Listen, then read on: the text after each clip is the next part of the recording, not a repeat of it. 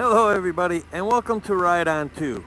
I'm Chappy and today I want to talk about the 5 most important but probably the hardest skills you need to master riding a motorcycle.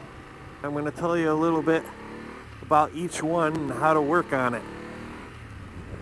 Some of them you're going to want to find an empty parking lot, which you should be doing that frequently. Everybody's different on how often they need to do it. Probably depends on how much you ride too. But there's nothing wrong with going to a parking lot for an hour once a week, even once a month is better than not doing it at all. So let's jump right into it. Probably the most important thing to learn when you're riding a motorcycle is counter steering. And counter steering is just that. It's steering the opposite way you want to go. So like I push on the handlebar and the bike leans to the right. And this doesn't matter whether you're riding a motorcycle or a bicycle.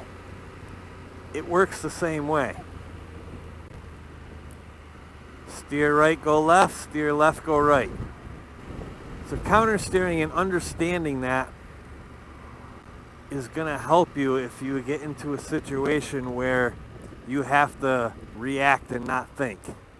Because if you just have to react, you're going to think, oh, I need to turn right. Or you're going to try to turn right. And if you turn the handlebars right, your bike's going to go left. So understanding and knowing how that works is very important. And you can practice that in a parking lot. You just get up to probably about 15 miles an hour or so. But it's important to get used to pushing forward with the hand that you want to turn. You know, weave back and forth. The faster you're going, the more resistance the bike is going to give you when you push on the handlebars. So you're going to have to push a little bit harder. When you're going real slow, the bike will dip side to side a lot easier. After counter steering, it's very important to learn how to stop smooth. You're going to do a lot of stops. You're going to stop at stop signs, red lights. And stopping smooth is very important because you don't want to lose balance of your bike because you stopped improperly. And a lot of people don't think about it. But looking to see if people are coming as you're coming to a stop makes you turn your handlebars. And if your handlebars are not straight, your bike will not stop smoothly. And it will not stop in balance. Because having your wheel turned makes the bike want to lean. Here in the parking lot, I'm going to go up here and we're going to stop. I'm going to keep my handlebars straight. And when I stop, because they're straight, nice smooth stop. Probably a little quicker than I wanted it to be, but we can do it again.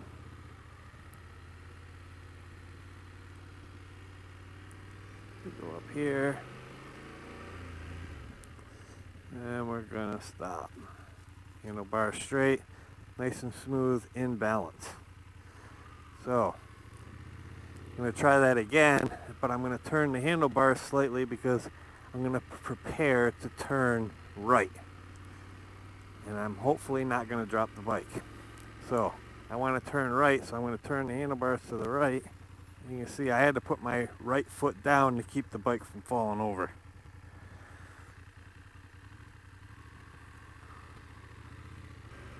There we go. Do it again.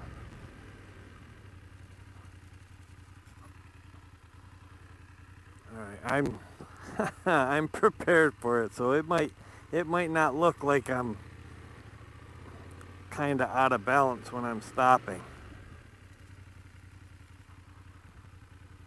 But Stopping smooth with your handlebars straight. It's important. Come to a stop, stop, then you look at your traffic, and then you proceed.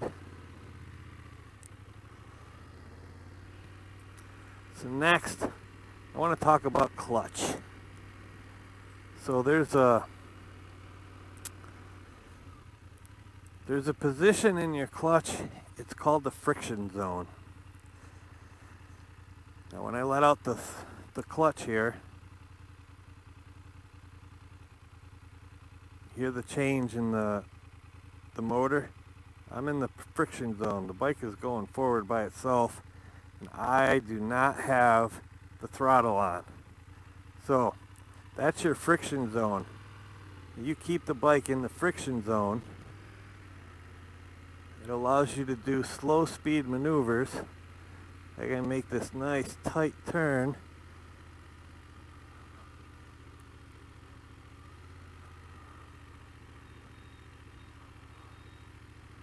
Because I'm leaving it in the friction zone. So now if I let it out all the way, the throttle, giving the throttle and letting the throttle off, see how the bike is bucking. It's harder to make a tight turn like that. You see, that's a pretty tight turn.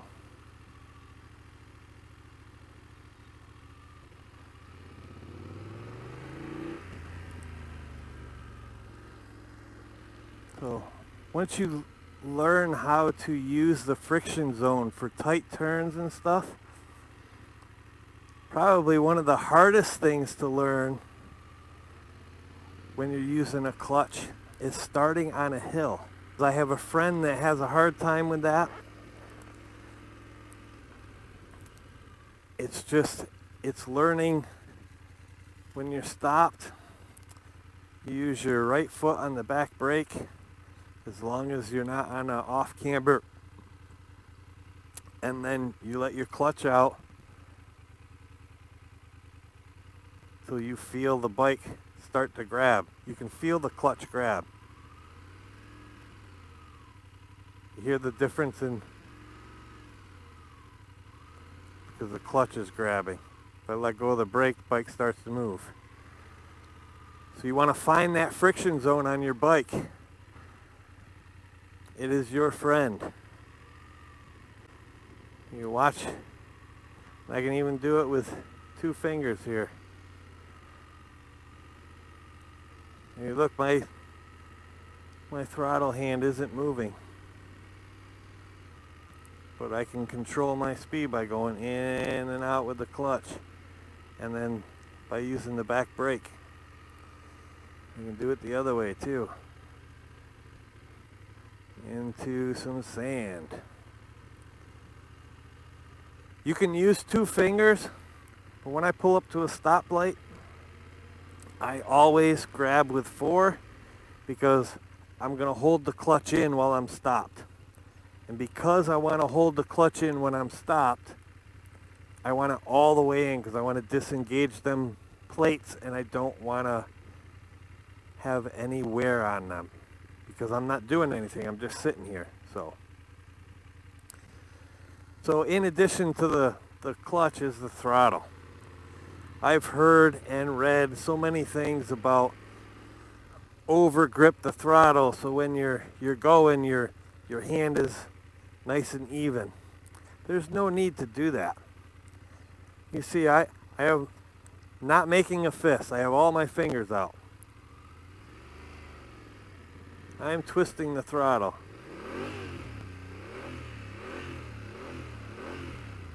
I'm rolling my hand like this.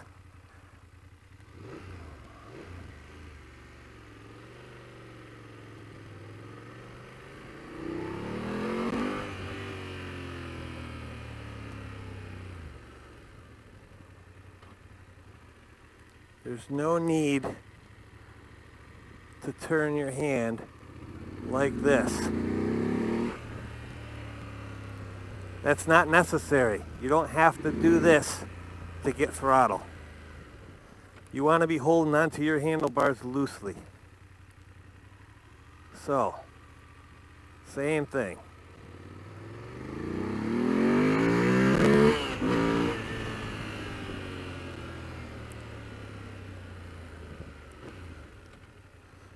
And you can see my hands moving in the little corners of the screen here.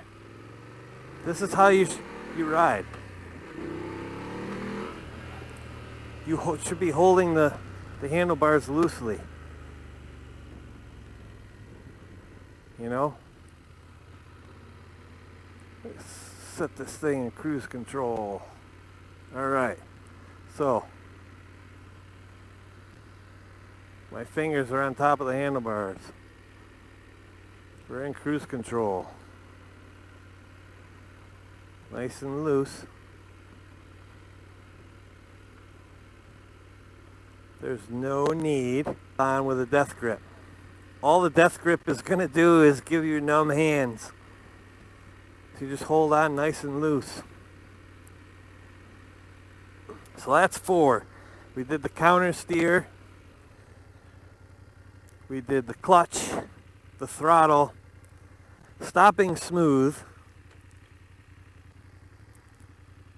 Now probably the hardest for new riders to learn is the front brake.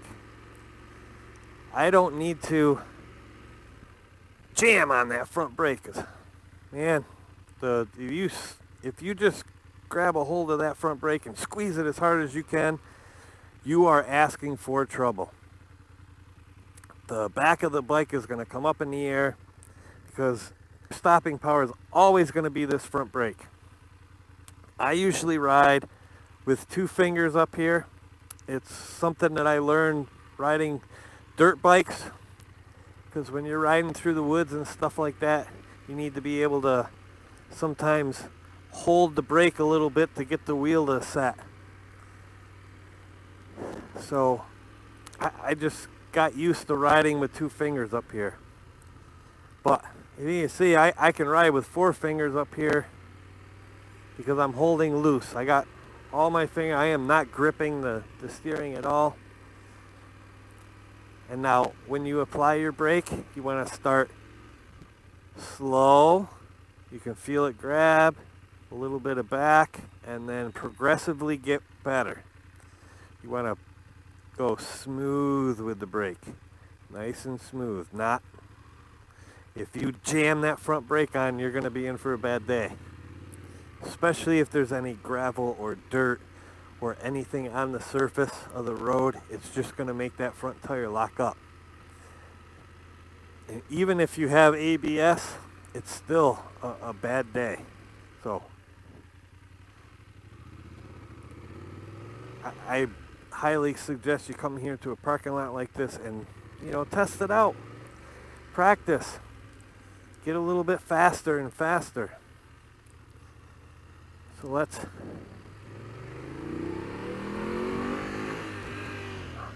34, and I'm stopping in one parking space.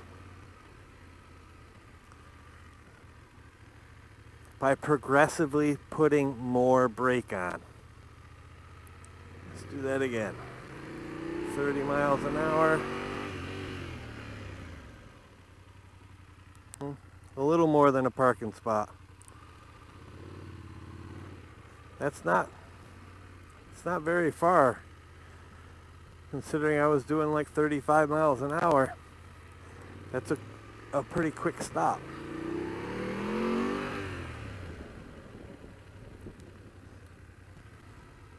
So yeah, these are things that you should be working on.